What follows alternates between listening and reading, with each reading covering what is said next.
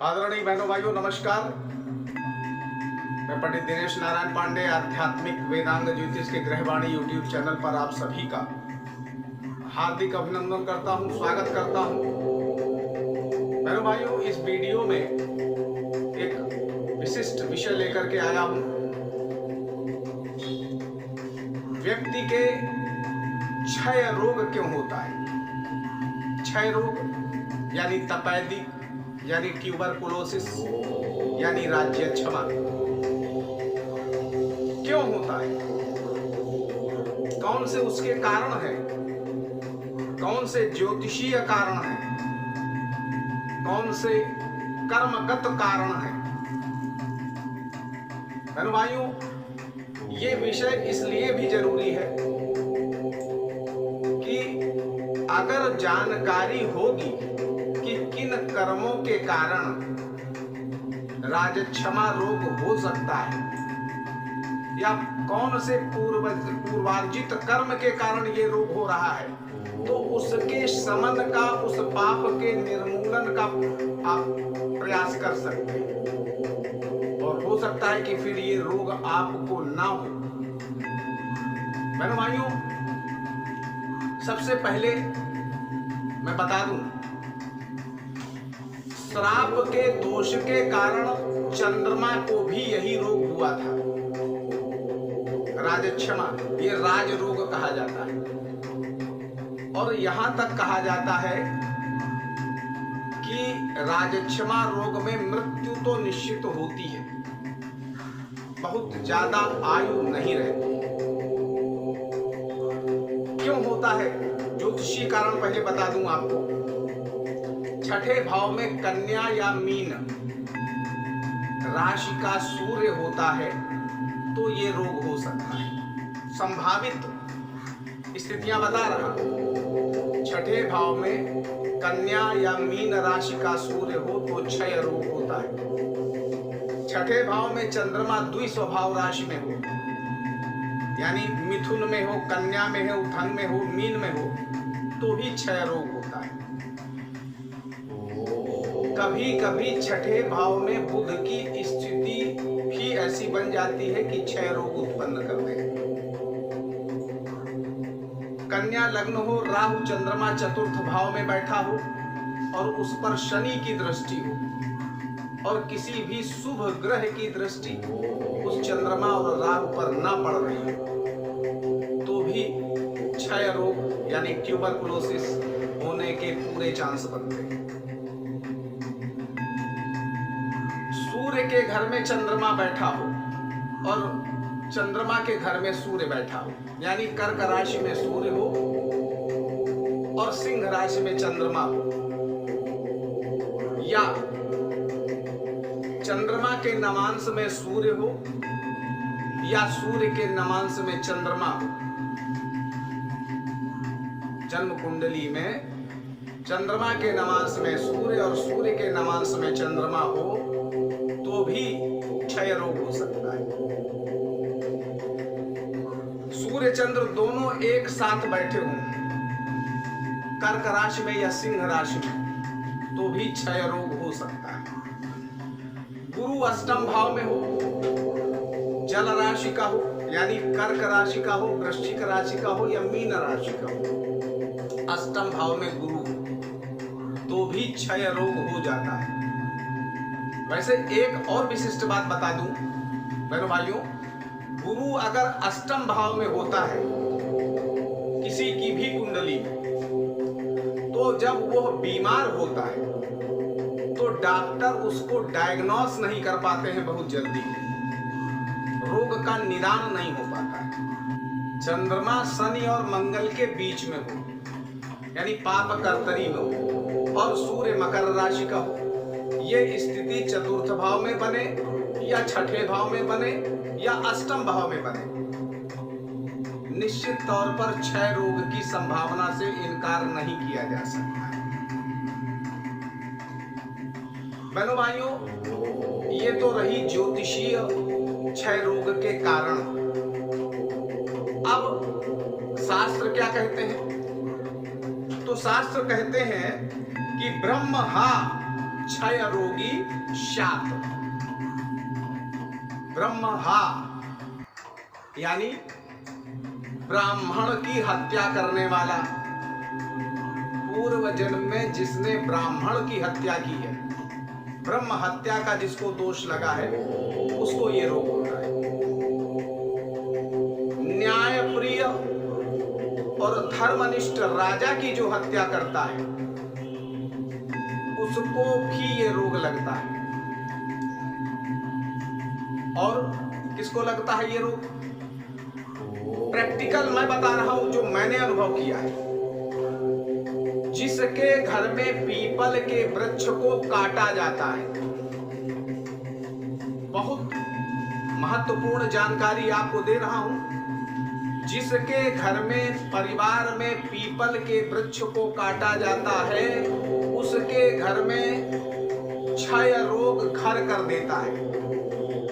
यानी पहले बेटे को होगा या पहले बाप को होगा, फिर बेटे को होगा, फिर पीढ़ियों ये रोग चलता रहता है और व्यक्ति जीवन भर संत्रस्त रहता है, परिवार पूरा जीवन भर संत्रस्त रहता है। ये प्रैक्टिकल की बात बता रहा हूं। पीपल का वृक्ष जिसने भी काटा, उसके घर में ट्यूबरकुलोसिस आता जरूर है। तो ब्रह्महा क्षय रोगी शात।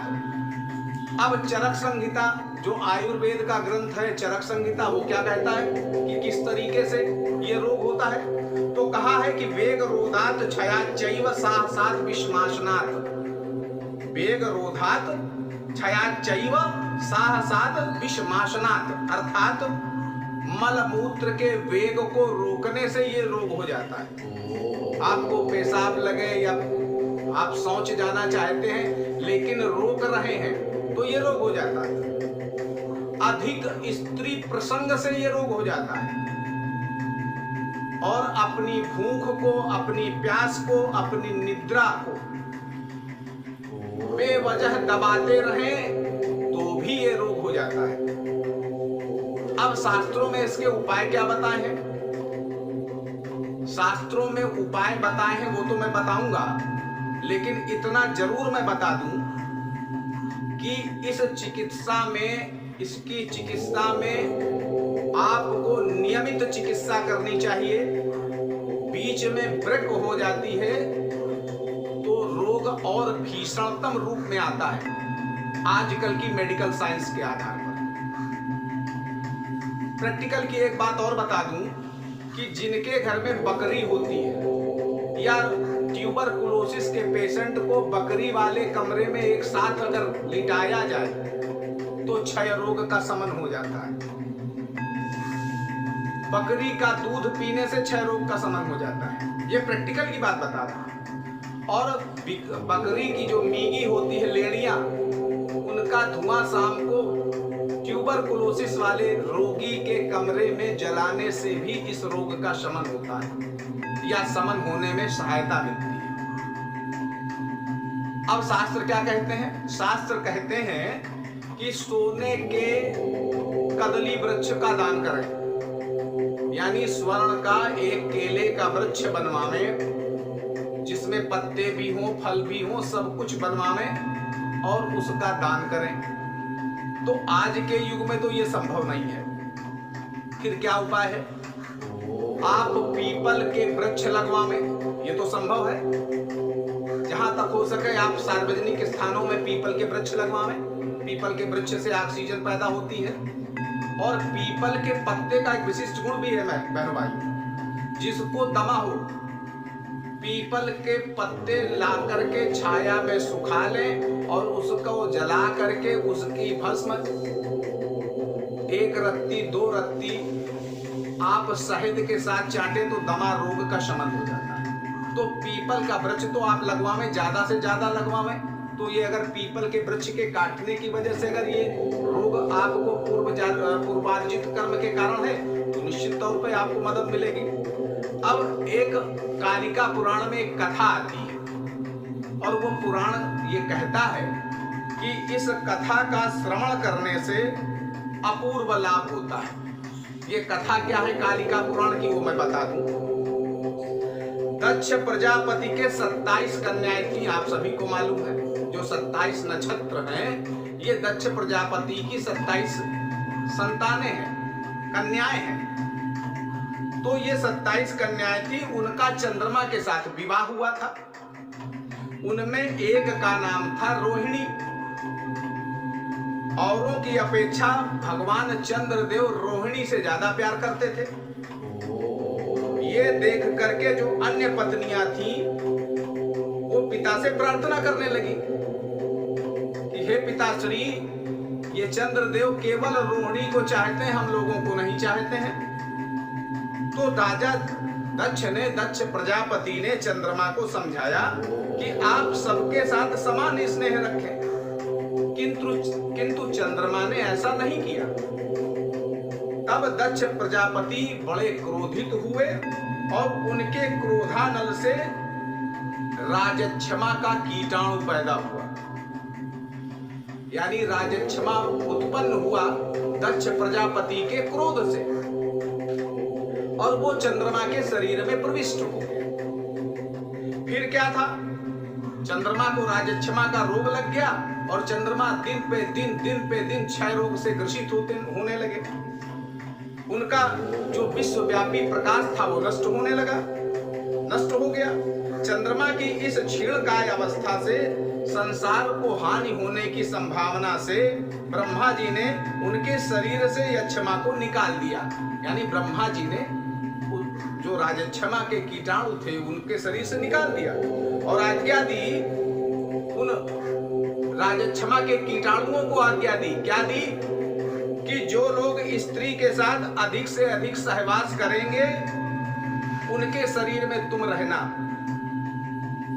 वहां मृत्यु की पुत्री तृष्णा तुम्हारी आज्ञा में रहेगी। यह तुम्हारे ही समान गुण वाली है, अतः तुम जो चाहोगे वही कर सकेगी। इसके सिवा जो लोग श्वास, कांस और कफ के शिकार रोगी होकर भी स्त्री के साथ स्त्री संसर्ग करेंगे, उसके शरीर में भी तुम रहना और उनको प्रतिक्षण क्षीण करते रहना, कमजोर करते रहना। जाओ तुम यथेच्छ विचरण करो और तुम्हारा यह काम स्थायी रहेगा। और ऐसा ही हुआ और अब अधिक हो रहा है। तो ये कालिका पुराण की कथा है और कहा जाता है कि इसके श्रवण करने से, नित्य इसके श्रवण करने से भी यक्षमा रोग का शमन होता है। और एक जो बड़ा अभीष्ट प्रयोग है, जो बड़ा सिद्ध प्रयोग है कि आप त्रयंबक मंत्र का पुरस्चरण करें या कराएं, इससे आपको इस रोग से जरूर मुक्ति मिलती है।